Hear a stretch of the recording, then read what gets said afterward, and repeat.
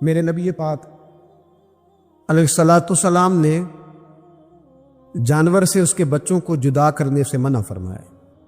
جب تک بچے کو ماں کی ضرورت ہے اسے جدا نہیں کیا جائے گا، جب تک وہ دودھ پیتا ہے اسے جدا نہیں کیا جائے گا، جب تک چڑیا کا بچہ بھی چھوٹا ہے اور اس کی ماں اس کے لیے دانہ لے کے آتی ہے تو اسے ماں سے جدا نہیں کیا جائے گا، اس کے جذبات کا، احساسات کا خیال رکھا جائے گا۔ یہاں تو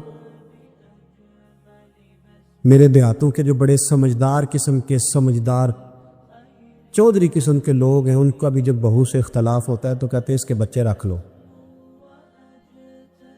یہ جب خود روئے گی تو لوٹ کے آ جائے گی۔ جس محبوب نے جانور سے اس کے بچے جدا کرنے سے منع کیا، ماں سے بچے جدا کر رہا۔ اور سیانے لوگ اور کچھ میکے بھی ایسے ہیں، میکے بھی وہ کہتے ہیں بیٹے تو آ جا اور بچے واپس کر دے، اس لیے کہ بھئی ہمارا نہیں ان سے نظام چلے گا، بچے ان کے ہیں تو ان کو دے۔ یا کتنا ظلم ہے۔ سیانا انسان ہو کے یہ بات کر رہا ہے، سمجھدار ہو کے، عقل مند ہو کے، ذی شعور ہو کے، دعویٰ ہے اس کی بزرگی کا۔ نبی رحمت علیہ السلام کی غلام حضرت ابو ہریرہ رضی اللہ تعالیٰ عنہ فرماتے ہیں، مشکات میں موجود ہے، فرمایا کہ چڑیا آئی اور آ کے میرے نبی کے کندھوں پہ بیٹھ گئی۔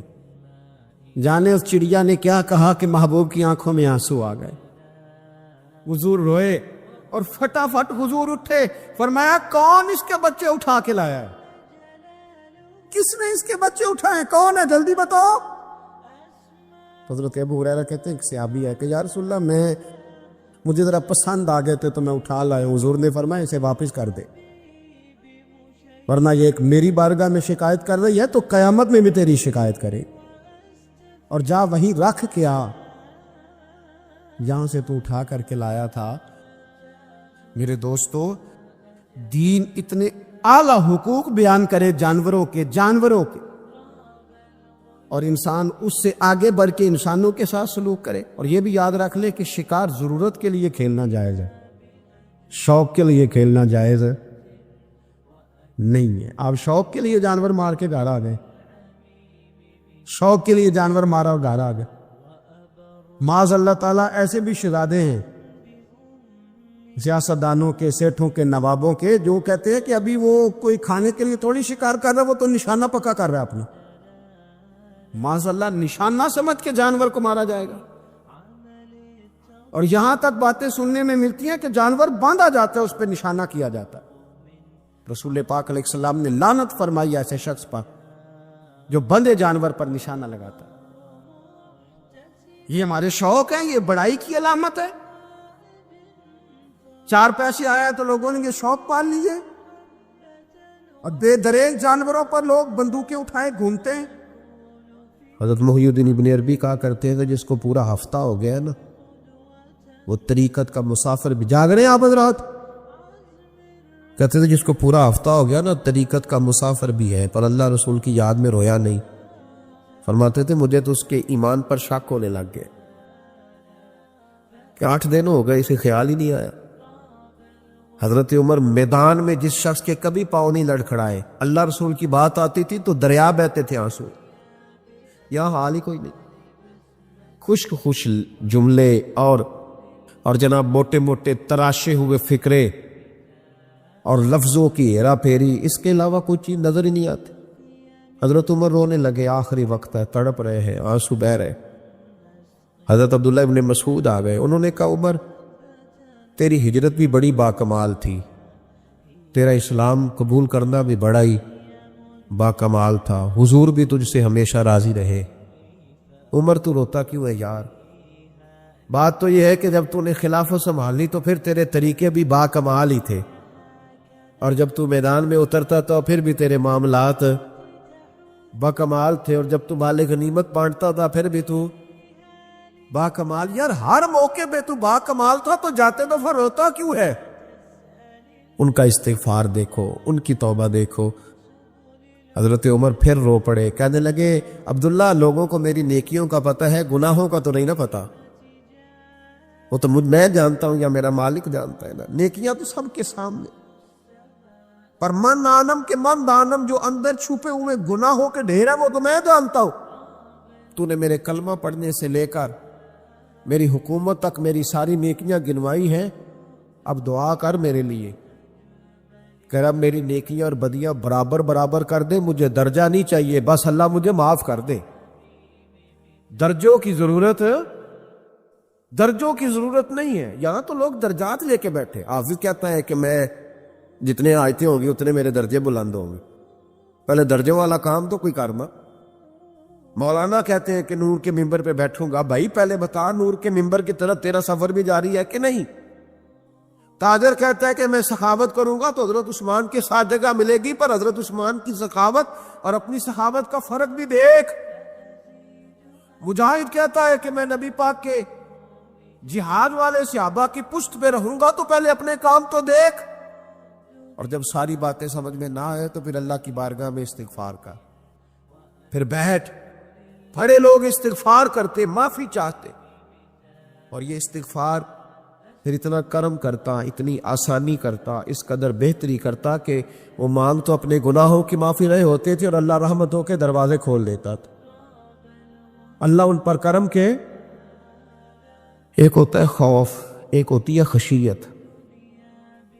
خوف والے لوگ توبہ کرتے ہیں، خشیت والے استغفار کرتے ہیں۔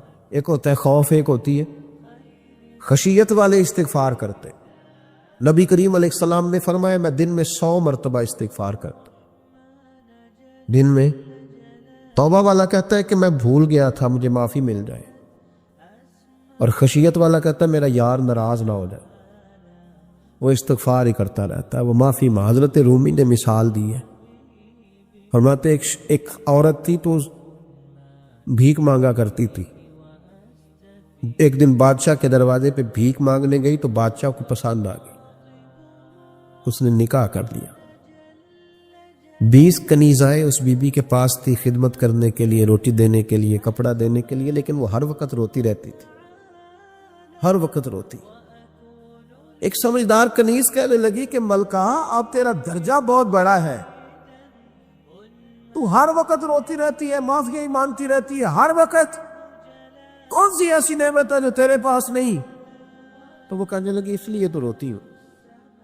تو کیا مانا؟ کہنے لگی اس لیے روتی ہوں کہ میں اس قابل نہیں تھی جو مجھے مل گیا، کہیں میرے سر کا سائیں ناراض نہ ہو جائے، وہ کہیں بگڑ نہ جائے، مجھے پتا ہے کہ میں کیا تھی اور مجھے کہاں تک پہنچا دیا، میں روتی اس لیے ہوں کہ کبھی کہیں وہ ناراض۔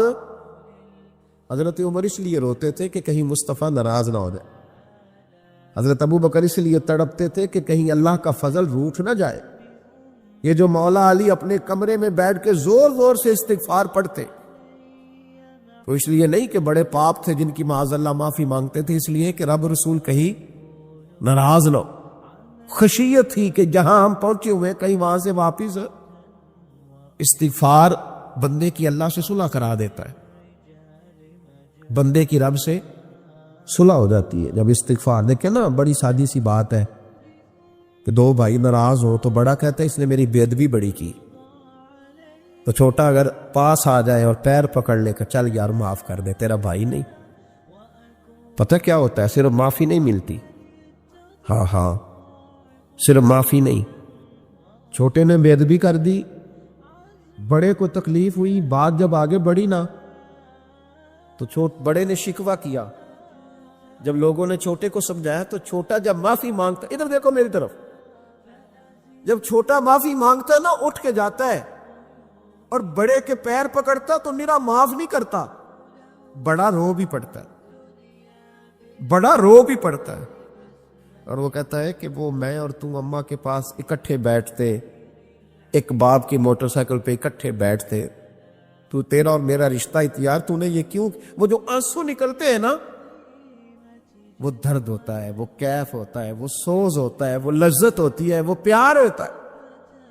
رب کہتا ہے تو معافی مان، انہو کان غفارا، تو معافی مانگ، میں تجھے معاف بھی کروں گا، تیرے اوپر رحمت بھی فرماؤں گا، تیرے اوپر کرم نوازی بھی کروں گا، تجھے نواز دوں گا، تجھے عطا کروں گا۔ حضرت موسیٰ کلیم اللہ علیہ السلام کا زمانہ مبارکہ تھا، قحط پڑ گیا، بارش نہیں ہوتی۔ ہم لوگ نا اب تو خیر ہمارے پاکستان میں تو ٹیبل ٹاک ہوتی ہے، ٹاک شو ہوتے ہیں ہمارے یہاں، تو پتہ کیا جاتا ہے کہ بارش ہو کیوں نہیں رہی، اور اس پہ یہ ہوتا ہے کہ دھواں بڑا چڑھ گیا ہے، حالات بڑے خراب ہے، فلاں ایسے ہو گیا قحط کا۔ ہم تو اسباب تلاش کرتے رہتے ہیں نا جی، فوگ بہت زیادہ ہے، فلاں چیز ایسے ہے، فلاں چیز ایسے ہے، ہم تو یہ تلاش کرتے رہتے۔ وہ لوگ یوں نہیں کرتے تھے، وہ سیدھے جا کے مصلوں پہ بیٹھتے تھے، اس لیے کہ وہ کہتے تھے جب رب چاہتا ہے تو پھر کوئی چیز کسی چیز کو روک سکتی، وہ سیدھے مصلے پہ بیٹھتے۔ اعلیٰ حضرت فاضل بریلوی رحمۃ اللہ علیہ کے پاس ایک مولانا محمد حسین آئے، وہ فلکیات کے بڑے ماہر تھے، تو اعلیٰ حضرت نے فرمایا ذرا ستاروں کا حساب لگا کے دکھاؤ بارش کب ہوگی۔ کہنے لگا پورا مہینہ تو نہیں ہوگی۔ تو اعلیٰ حضرت رحمۃ اللہ علیہ فرمانے لگے کہو کہ میرا علم کہتا ہے مہینہ نہیں ہوگی، اللہ چاہے تو ابھی ہو سکتی ہے۔ کہنے لگا جی وہ تو ٹھیک ہے پر میرا علم، وہ جیسے روز لوگوں نے پیر نیٹو شہنشاہ صاحب نہیں کھولے ہوتے کہ بارش کب آئے گی، اور اس کی طرف نہ دیکھ، مصلے پہ بیٹھ، مہربانی کر مصلے پہ بیٹھ، اللہ کی بارگاہ میں حاضر ہو، اسے معافی مانگ، اسے منا تاکہ وہ رحمت کی بارش۔ کہنے لگا جی میرا علم کہتا ہے، تو اعلیٰ حضرت فرمانے لگے پھر وہی بات،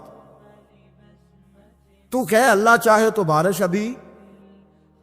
لیکن یہ جو اڑ گئے ہیں نا بیچارے، یہ اڑ ہی گئے ہیں، یہ جہاں الجھ گئے ہیں وہاں یہ لوگ الجھ گئے، اللہ ہمیں الجھنے سے محفوظ فرمائے۔